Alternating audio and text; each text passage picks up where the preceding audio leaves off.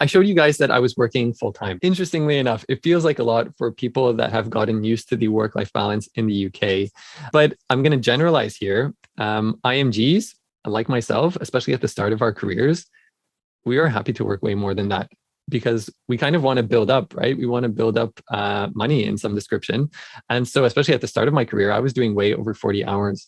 But what I want to let you know is that the UK is pretty amazing in terms of the training schemes that they have, because even though your contract says 40 hours, only 28 hours of this is actual work. It's actual work. It's actually seeing patients, treating patients.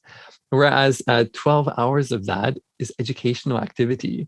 So the UK believes that if they invest in you as a doctor and train you up, you will be a better doctor. You will be treating patients better. There will be less complaints and you will be more productive. And so 12 hours of educational activity, 4 hours of that is external structure education. So that will be a lecture, for instance, for all of the GP trainees or all of the ST trainees. 4 hours of it will be practice-based or hospital-based. And you will actually get 4 hours to do some independent educational activities as well. So it is a really good setup, right? So who's ready, right? Let's level up. Let's get more money, more responsibility. Not so fast, guys. There are certain hoops that you have to jump before you can level up, and you have to pay to play, actually. And I'm going to explain what that term means in a second. So if you decide that you want to become a GP registrar or an obs and gynae registrar or a cardio registrar, you're going to have to pass some exams. And sadly, you're going to have to pay for those exams yourself. And they are pretty expensive. So you do have to start thinking about that when you start your career. So if you want to be a member of the Royal College of General Practitioners, well, it's going to cost you. And this is how much I had to pay to do my part 1, which is my AKT. That's the kind of written exam. And your CSA is the OSCE style. And that's actually really expensive because they have to hire actors. Again, if you want to be part of the Royal College of Obstetricians and Gynecologists, again, you also have to pay. That is a 3-part exam. And this gives you a general idea of how much that is. I'm just going to briefly mention here that you can deduct, that is tax deductible. So you can reduce that amount by how much tax you're paying. Again, that's pretty complicated. We won't get into that today, but just to let you know, so if you pay like 40% tax, then you can take 40% off this. So miraculously, somehow, you guys decided to do your exams and you passed your exams. So you can become a registrar. As you can see at this point, wow, massive jump, almost 10K from that SHO level to a registrar level. Now, that's pretty amazing. That's pretty spectacular. Your take-home pay increases tremendously, but that comes with responsibility. So when you're a registrar, people look up to you.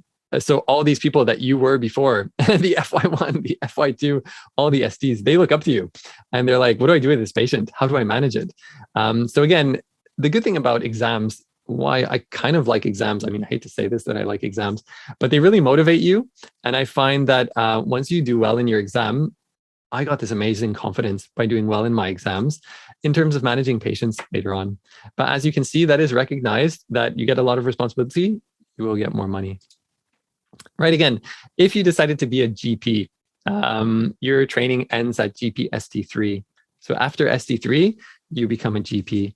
But a lot of other hospital specialties, obs and gynae, surgery, medicine, it's at least 5 years. It can go up to even 8 years on top of that. Again, you will be remunerated accordingly.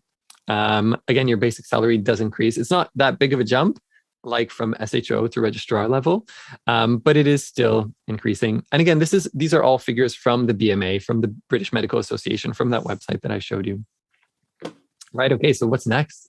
Where do we go after this? We go up to the GP and the consultant bit. So I'm going to show you what that is like. Oh, you did it. Yeah, you finished your specialty training. You're either a GP, you're a gynecologist, you're a medical consultant, respiratory, cardio, that kind of stuff. You might be a surgeon, you might be ortho. This is where your pay will increase significantly. And I'm just going to show you briefly what that looks like. Before I do that, guys, this is the last poll that we're going to be doing today. Again, this gives me a good idea where you guys are from, what you're thinking of, what kind of specialties you're looking at. And I will expand on that depending on what I see here. So, right. Wow, what an amazing spread. So there's a big mix here. So yeah, a lot of you guys are thinking surgery. A lot of medics, a few GPs, a few gynies. You might be wondering why I wrote Cinderella specialty. Again, I don't know if this term is still used, but essentially, these are the hospital specialties where you don't really do on-calls. So you don't really do weekends, you don't really do nights. That is slowly changing. So I know that now ENT is starting to do on-calls, but I mean, as a dermatologist, there is no such thing as a dermatological emergency, to be honest. I mean, there are probably three, which we won't go into. I was thinking of dermatology, but yeah, you're not really on call for dermatology, so you'll spend your weekends at home. And again, similarly with GP, so I never do weekends, I never do nights. I feel like my work-life balance is just too important for that, and the money I get as a GP is enough. It's interesting that a lot of you guys mentioned surgery here, because surgery is one of those specialties where there is scope to make a lot of extra money, way more than we are talking about here, even as a consultant, because surgery opens you up to private work. Again, private work is a completely different webinar that we can definitely talk about. But again, orthopedic doctors, people that do procedures, if you don't want to wait 6 months for a hip replacement, you can pay to have that hip replacement much faster. And so I'm going to give you an ideas of what consultants normally make within the NHS. I will give you some general idea of what you can make as a private surgeon, orthopedic doctor, and that kind of thing. It's pretty much specialties that are doing some kind of procedures. Private GP, again, you won't make more money as a private GP. You will be seeing less patients and you'll have longer time with them. But especially procedures where people don't want to wait, you can make a lot more money. 21% wrote other. I have no idea what other means. I thought I covered most of them, but maybe I didn't, obviously. Right, brilliant. So how much am I going to make as a GP? Well, the basic salary is complicated. I will obviously tell you, but I'm just going to differentiate this a little bit. And if you guys are interested in like GP and GP training and that kind of stuff, I'm more than happy to talk a little bit more about that. So this is your GP earnings general guide, and this is for 9 sessions. It is considered that a GP in the UK works 9 sessions. A session is 4 hours. It's a 4-hour block. So a day generally will comprise 2 sessions, morning and afternoon session, and that comes up to roughly 8 hours. Now, GP, it's intense, to be honest. So very few GPs work more than 9 sessions. Most GPs work less than 9 sessions, and you get paid per session. Now, how much you will be paid depends on whether you're a salaried doctor. So a salaried doctor or a partner. A salaried doctor is a doctor who is employed by the GP practice, comes in and has, a certain amount of sessions, a certain amount of patients they need to see, and they will get a regular salary that doesn't change month on month. It should increase every year, but that's a different topic. Every month you're getting the same amount. And for 9 sessions, it's roughly £90,000. Roughly you will get about £10,000 per session. Something that's interesting is that in London, generally you will get £2,000 more per session, just because London is so expensive. I mean, you still might want to go to London because it is a pretty crazy place, a really fun place to live, but it is very expensive. And so you will get more money. Now, as a partner, you are self-employed effectively. You run the business, you run the practice. So NHS England hires you to run that practice and to serve patients within your area. On average, you will make about £113,000 a year. Again, depending on how well your practice is doing, you can make more than that. Sometimes you'll make less than that. There's a lot more responsibility because it's not just about coming in, seeing patients, and then going home. Obviously, you're managing your business. And so if the light bulb goes out, I mean, someone has to replace that, right? It obviously won't be you as a doctor, but you will need to liaise with the practice manager. You might have a maintenance guy, that kind of stuff. So if you're really into that, it can be a really rewarding job as well, being a partner, because you're running your business. Now, consultants, on the other hand, typically will work 10 sessions. Again, it's 4 hours again. But as a consultant, you are employed by the hospital, so you don't have to worry about that light bulb that just flew out. But you will have teaching responsibilities, but you will also have time that is paid to do your admin. So you might be the clinical lead for intubation as an anesthetist, for instance. Then you will get 4 hours that are just yours so that you can do audits and kind of work on quality improvement. In general, though, as a consultant, you will be doing nights, you will be doing weekends, you will be doing on-calls. And something that I'm seeing over the last 10 years, I would say, I've been in the UK for 13 years now, is that 10 years ago, consultants very rarely were there on nights in the hospital. They're pretty much at home, kind of on a phone, and the registrar had to manage. I've noticed though over the last 10 years that consultants increasingly are spending more and more time in the hospital on nights. I think it has to do with risk. I think it has to do, unfortunately, with litigation and things going wrong and responsibility. So that is slowly changing, but you will be rewarded for that. Don't worry. So depending, again, how bad your on-calls are, how bad your rota is, you will get a supplement on top of that. Your basic salary actually depends on your experience. And again, this is from the BMA website. So at the very beginning, you're at £84,000. Again, if you have a lot of experience, that goes well over £100,000. Right? Is that okay? So is that even good? I mean, we're just plucking numbers out of nowhere. Does that even matter? I mean, is that a good salary in the UK? So is it? Again, these are the 20 highest paid jobs in the UK in 2021.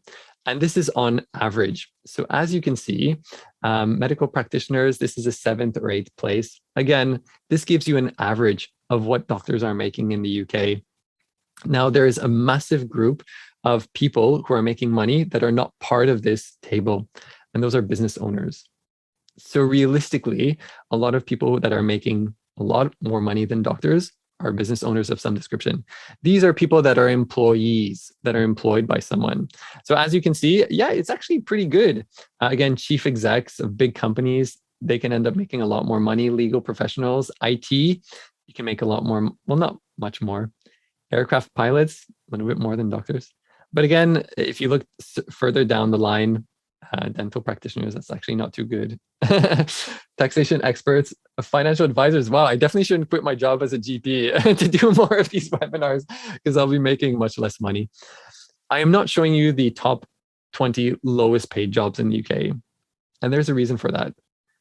And the reason is about a decade's worth of work to become a doctor. Because I mean, even to become a GP, which is the shortest training path, I mean, it's going to be at least 10, 11, 12 years to get to that salary.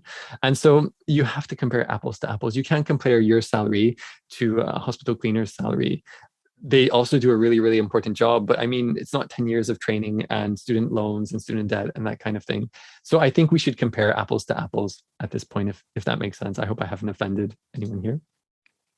Right. So I found this table and I was like, wow, this is so good.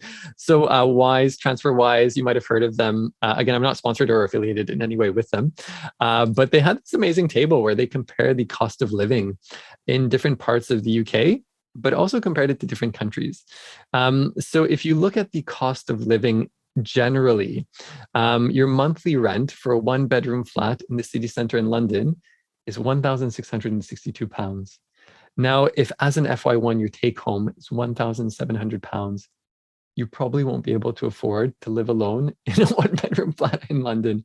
As you can see, again, when you go to different areas in the UK, the cost of living is much lower. So Manchester, dramatically lower than London. Again, if you go outside of Manchester and you go to Wales, for instance, again, the cost of a bedroom flat will probably be half of that, will probably be about £400, £500. But again, there are always pros and cons, especially if you're at the beginning of your career. You might want kind of a bustling city. You might want the excitement and the opportunities with that. Or actually, you might feel that you want the beautiful countryside of Wales or Scotland, that kind of thing, where the cost of living is much less. I know a lot of doctors, GPs, for instance, who sold their 2-bedroom flats in London to be able to buy a 3-bedroom house, semi-detached in Manchester. That's kind of the conversion ratio there. Again, there are a lot of good things about London, and there are a lot of good things about Manchester. There are a lot of bad things about London and a lot of bad things about Manchester. Interestingly enough, the average price for a meal in Manchester and in London and in Edinburgh, they're the same. And so what you will experience in the UK is that if you want to splash out, it doesn't matter where you live, you will be able to splash out. You will be able to spend hundreds and hundreds of pounds on a meal in a Michelin star restaurant in Manchester as you would in London. But if also you want to buy cheap, you want to go to like Aldi or go to a really cheap Wetherspoons restaurant, again, the prices will be the same in London and Manchester. Again, London, you have the tube. It's really busy. The buses, it's just more expensive. So that gives you a general idea. We're not going to cover this. New York, wow, that's pretty crazy. So guys, we're slowly coming to an end. I hope this was useful for you, and I hope you got something out of this. These are my GP on the Move top 3 money saving tips. Again, I'm not a financial advisor. This is pretty much just for fun and entertainment, information purposes. And you should seek advice from an independent financial advisor if you are looking for some real proper tips. Right. So tip number 1, live within your means. That's probably one of the most important things. I mean, sometimes you might feel, right, I am a doctor and doctors should have a certain lifestyle. And that is true. I do think doctors should have a certain lifestyle, but just be mindful of the level that you are at as a doctor. So again, Teslas, they're nice cars. They're really expensive. So if you're just starting out as an FY1, don't get a Tesla. And you probably know this actually from that survey that we did. Again, if you want to treat yourself every so often, that is important to do. But again, don't go crazy. Try to live within your means. And this kind of links in with tip number 2. Get rid of bad debts. So as doctors, you're in a very secure position because your job is extremely secure. It's very hard to get fired as a doctor unless you do something really, really bad. And you know what? Banks know this and they like you. Banks like doctors, and they will want to give you credit cards, and they will want to give you loans, and they will want to give you amazing mortgages, as in really expensive mortgages, because you know that they know that you have that amazing job stability. Try to resist that urge to acquire really large amounts of debt that is considered bad debt. And I'm going to explain what bad debt is. Bad debt is basically a debt that has a high interest rate where you borrowed to buy something that will depreciate over time. An amazing example of this is a car. Unfortunately, cars, the moment they leave the salon, lose 30% of their values. So you have like a new car and then you have a one-day-old car and that has lost 30% of its value. And so if you take out a massive loan to get that brand new car, again, that's a bad debt, to be honest. Now, again, your personal circumstances might be different.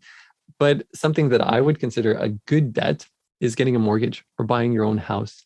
Because over time, if you're in a good area, again, interest rates, if you have a good loan to value ratio, will be relatively low. And you have invested in an asset or have borrowed to buy an asset that will appreciate over time. So again, house prices have increased considerably in the UK over the last 7 years. And I have seen this based on my own property. And so, yeah, get rid of bad debts. Consider having good debts. Right. And tip number 3, you might not really be thinking about this now, especially at the start of your career, but it is really important to protect yourself. This is something that I didn't do as a junior doctor. What I mean by protect yourself is to get some sort of insurance. And the most common insurance, especially at the start of your career, when you don't have any dependents, you don't have any kids, is to get something called income protection. So if for whatever reason you become ill, you have some kind of really bad illness, which means that you can no longer do your job as a doctor, then if you have insurance to protect you from that, then you will get a steady salary up until you retire. Now, it does cost a little bit of money. So income protection typically for kind of junior doctor levels will be about £30 a month. Again, as you become a consultant or a GP, that will be much more, but that will protect you. Again, when we are young, we pretty much think that we're invincible. At least that's exactly what I thought. And so I didn't take up income protection. I'm like, come on, who needs that? I'm not paying someone £30 a month just to protect my income, whatever that means. But realistically, a lot of people who are into finance, especially doctors, they're like, that was probably my biggest mistake, even though like I'm okay. Thank God, knock on wood, I can still work. I don't have any kind of limiting illnesses. But it is something that I am seeing more and more of. Unfortunately, as a doctor, I see a lot of patients come in and, bad things happen. And there's nothing you can do about it. It's not necessarily something that you did. And so suddenly they're no longer able to work and they don't have any protection. So that is something that I would definitely recommend. Now, the government is trying to incentivize people to take up some sort of income protection or life insurance. Again, if you don't have any dependents, you don't need life insurance, you need income protection. And so you can approach financial advisors and they can actually sort out that income protection for you at no upfront cost. So they will just get commission from the provider. but they will kind of sort that out for you. Previously, that wasn't the case. You had to pay like £1,200 or £1,000 or £2,000 to a financial advisor to sort that out for you. But now they're able to just kind of clunk it into your policy in a sense. Right. Wow. I've been like talking, talking and talking and talking. I just want to really thank you guys for joining me today. And I'm so glad that you guys kind of participated in that interactive process. Again, my name is Dr. Michael Poplawski. Again, my YouTube channel is GP On The Move. I'm giving you my email address here because, and I have my email address at the end of every single video I do, because I'm more than happy to be approached. If you have any questions, if I know the answer, yeah, I'll tell you. I mean, why shouldn't I? But if I don't know the answer, I'll generally be able to signpost you to the right place.